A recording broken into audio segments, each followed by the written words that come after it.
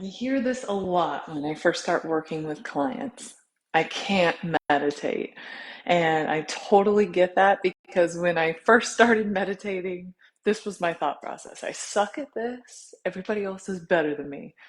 And then I realized, wait, this is meditation. The more I learned about it, the more I realized, oh, that's not even anything that it's about at all. So before I go on and share three other things that can help you regulate your nervous system, I want to encourage you that yes, you can indeed meditate. There are so many different forms of meditation, and perhaps you just haven't found one that really resonates with you. And it's a practice, it's a meditation practice. So if you think, I always apply this to nursing. So when I first became a nurse, I did not know how to do many of the things that I know how to do now, 13 some years later. I just didn't, right? And you can apply that to any trade. When you first started your job, did you know how to do absolutely everything there and feel like I'm a pro? Probably not. No, you didn't. Same thing with meditation. It's a practice. So the more you practice, the more you're able to meditate. That being said, it fluctuates every day. Sometimes I go into meditation and I feel so in the zone and so focused. And other times, my mind's going a million miles a minute. I'm all scattered. I'm all over the place. I'm irritable. So yes, there are varying ways to feel in meditation. And there's many ways to meditate, and it's a practice. So continuing to practice it and also knowing why you're doing it. Um, Let me tell you though, there's so many benefits to meditating, but that's not what this video is about. For some people, meditation is not their zen place. They just never really get into it, and that's okay. You got to find what works for you. So three tools that I'm going to share with you today that can support your nervous system are a vagus nerve activation exercise, what I like to call bouncing or moving and grooving, and the other one is going to be EFT tapping. So we're going to start with the vagus nerve exercise, and you're going to drop one ear to the shoulder, and you're going to bring your gaze looking up opposite corner. If you want, you can even hold on to the side of the head. We're going to stay in this way for, let's say, about 45 seconds. And because we have two sides, we'll do both sides. And because I care about you and I care about your nervous system, we're going to do both sides today. So keeping your gaze up to the corner, what happens is you'll probably end up feeling that vagal nerve start to activate. You might even notice you take a fuller breath. You might start to already feel a deeper sense of calm. You know, when you're anxious, people might say, well, just stop thinking like that. Stop thinking all of those thoughts. But here's the thing. Your body's been hijacked by this anxiety sometimes. And the only way to support that is through exercises like the three tools I'm going to share with you today. Is working with your body, because your mind is not going to be able to override what's going on when you're in that state of anxiety. We're going to come back to the center. We're going to do the same thing other side. I already feel more relaxed, honestly. Other side, drop the ear, bring the gaze up to the corner. It's important that you keep the gaze diagonal and up.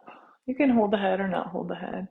And if you look up vagus nerve exercises, you're going to find a wealth of knowledge.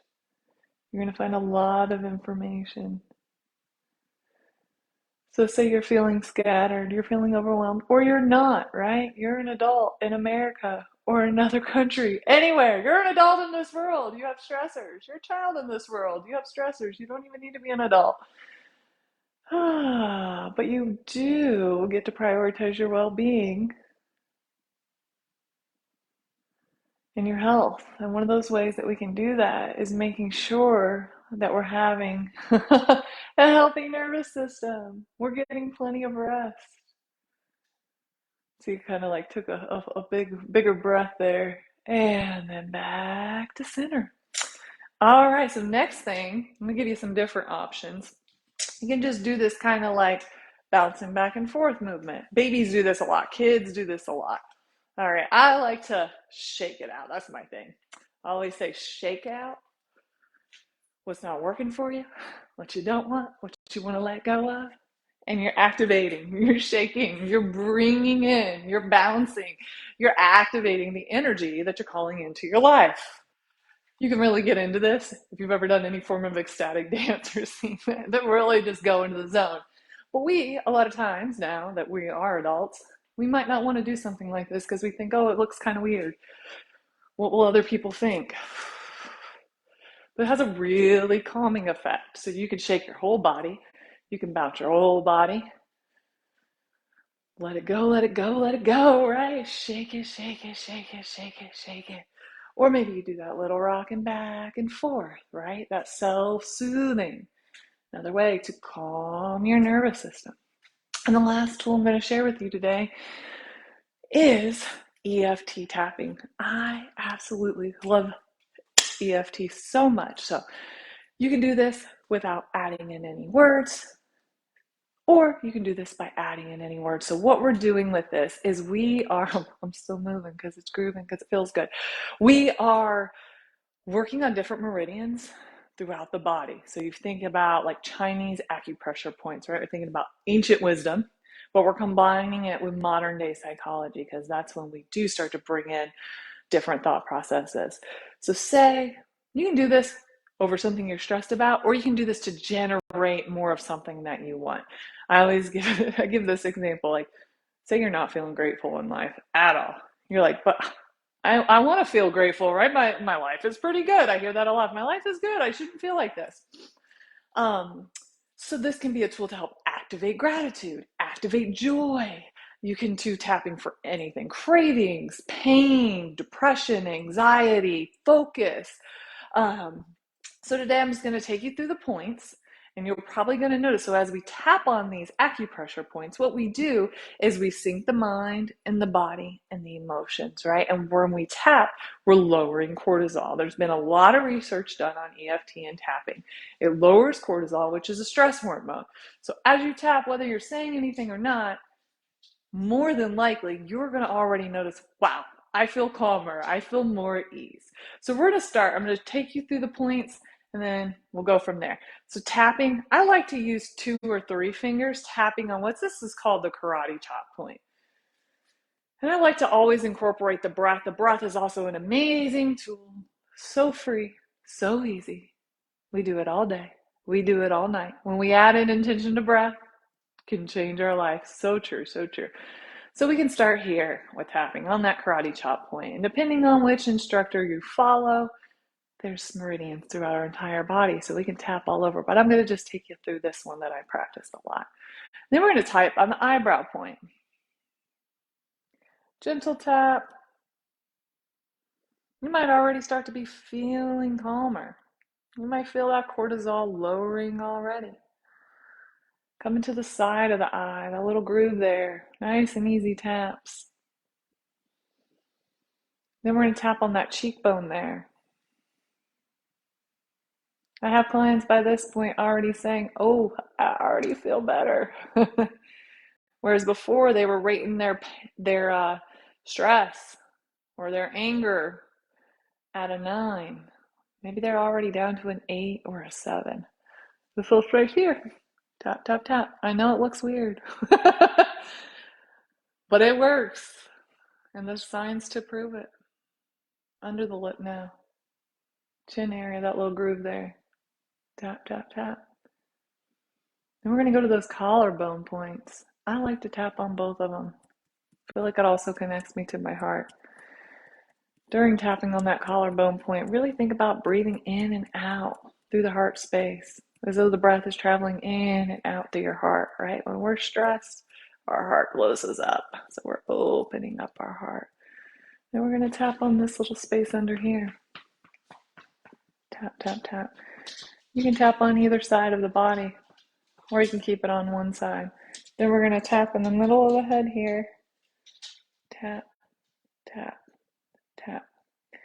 And so if working with a client, I might go through this cycle with them anywhere from 1 to 5 times. And when we start with this tapping, there's a setup statement. So here I would say, even though I've got a lot going on right now, I'm here in this moment.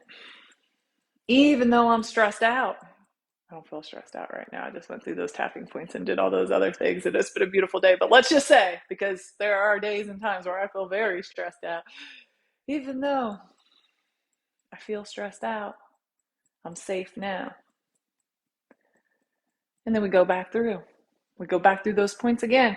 And here's one thing that we do, right? This is that psychology aspect of it. Sometimes we want to shove stuff under the rug, right? We're like, oh, those thoughts keep coming up. They're intrusive. They're negative. I don't want to deal with it. I don't want to deal with it. I don't want to deal with it.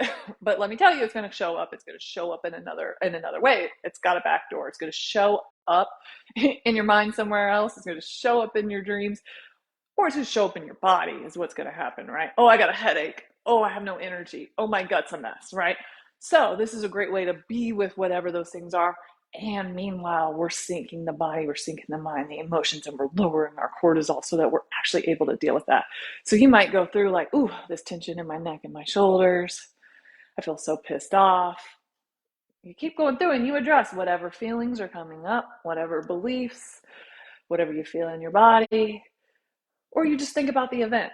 You think about the event, right? That's stressful for you, or you think about the thing that's made you angry, and you keep tapping, right? Or you think about things you haven't been grateful for, if we're going to go back to that reference, right? I've been ungrateful, right? Taking things for granted. Like, just be honest, right? Like, we're being like serious with whatever comes up, right? Anything, it's a safe space. You've created this safe space for yourself, and you're safe within your body in this practice.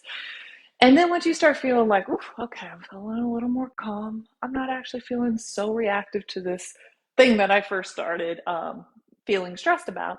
Then we start to call in or bring in what it is that the desired outcome.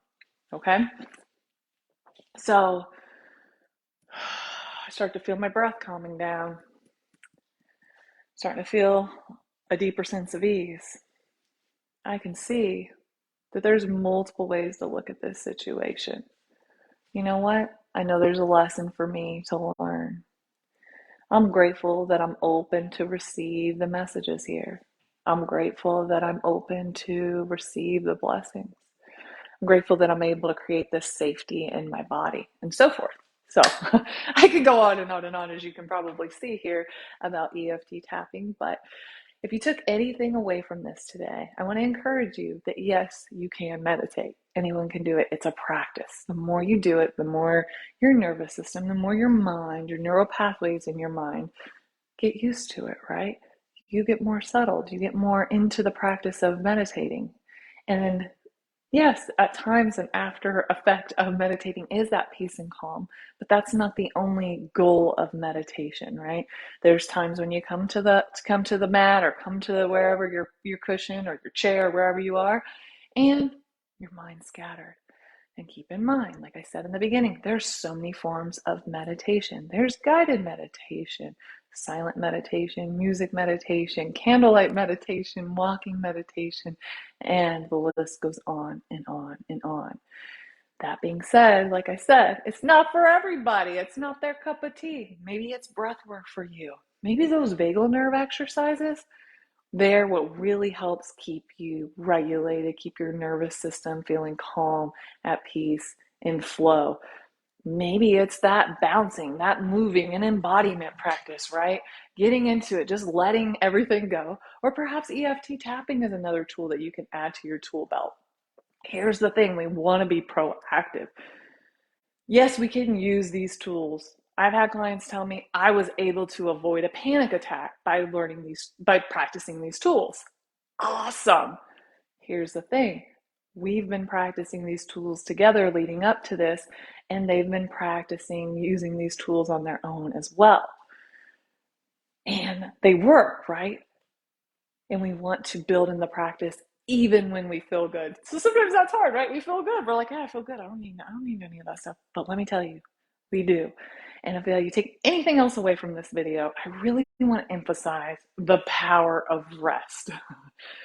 Would you have asked me this a few years ago if rest was important? I would have told you yes. Rest is important.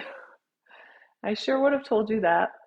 And I would have said, yeah, rest is going to the movies, watching TV on the couch, going for a hike, all of these things. I would have told you, like, yeah, I rest all the time, enjoying call with a friend, all of these things. While those can be enjoyable and oftentimes are very enjoyable and they are very important, those are leisure activities. Those are actually not rest. And if we're not resting, our health is going to suffer. I firsthand have experienced that, and I see it all of the time that we are not prioritizing rest, that we think that we can just go, go, go, go, go, and that we should go, go, go, go, go.